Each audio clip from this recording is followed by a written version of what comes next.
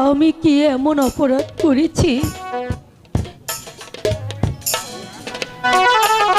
আমি কি এমন অন্যায় করেছি?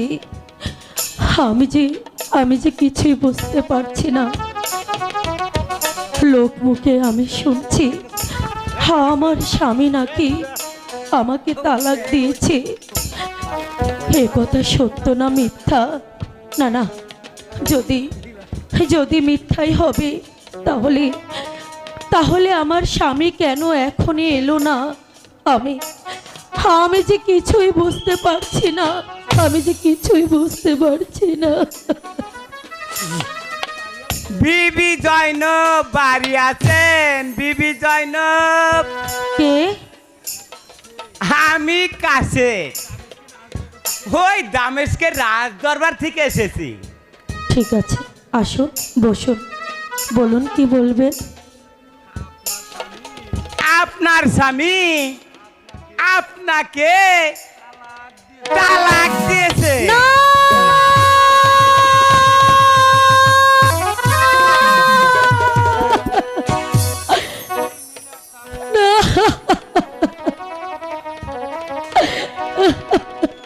এই নিন তালাকনামা, ধরুন। তাহলে আমি এখন আসি। কি শুনাইলে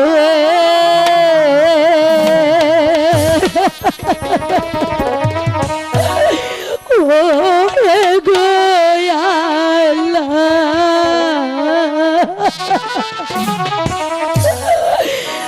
কি শুনিলাম আমি গো দারু গোয়া।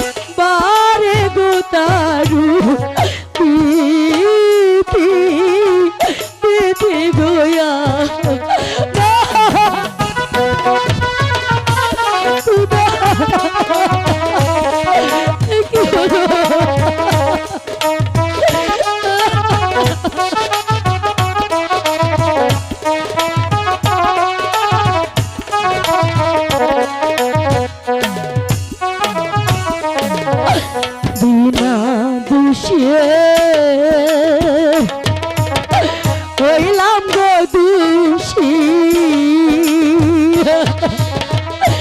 স্বামীর না কাছে গো দারু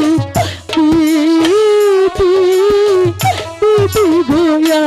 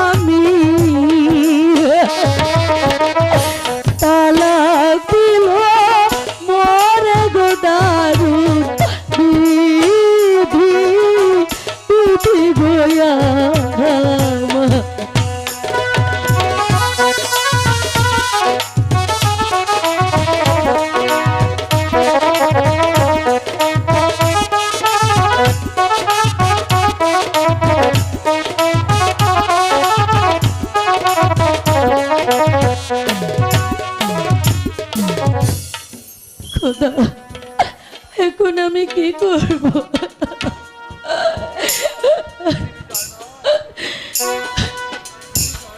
বিবি জয়নব, আমাকে আপনি ভুল বুঝবেন না। আমি যে হুকুমের দাস, যদিও আপনার দুঃখ শেষ হয়নি, তবু আমি আসলাম। আপনি অবাই দিলে আমি একখানা কথা বলতে চাই। ঠিক আছে, বলুন, কি বলবেন? ওই সম্রাট এজিদ আপনাকে বিয়ের পয়গাম পাঠিয়েছে।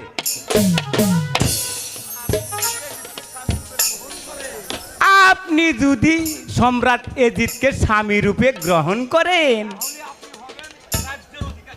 আপনি হবেন এই বিশাল রাজ্যের অধিকারী। কি? ওই সম্রাট এজিদের এত বড় সাহস যে আমাকে বিবাহ করার প্রস্তাব পাঠায়, আমি তার প্রস্তাব থুতু মারি। আশেদ, আপনি এখন আসতে পারেন, যান এখান থেকে। বিবি জয়নব আপনার দ্বারে আসছে ওই আরো একটি লোক, পত্র দিয়েছে।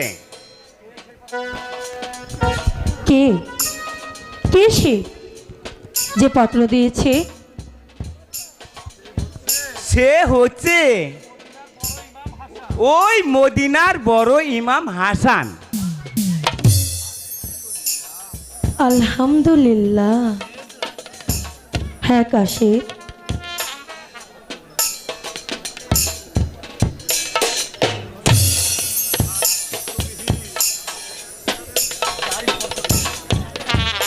যার স্পর্শবিহীন ইহকাল ও পরকালের সুখ পাওয়া যাবে না, সেই মহাপুরুষ আমাকে গ্রহণ করার প্রস্তাব পাঠিয়েছে। তার পদসেবা করার সৌভাগ্য কি আমার হবে? হে খোদা, আমি যে আনন্দ আর ধরে রাখতে পারছি না খোদা। ভাই কাশের, বলুন। আমি আমি আমি তার প্রস্তাবে রাজি ভাই।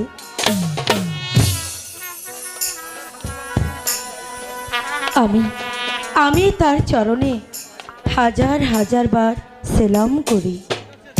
ঠিক আছে বিবি জয়নব, আমি এখন আসি।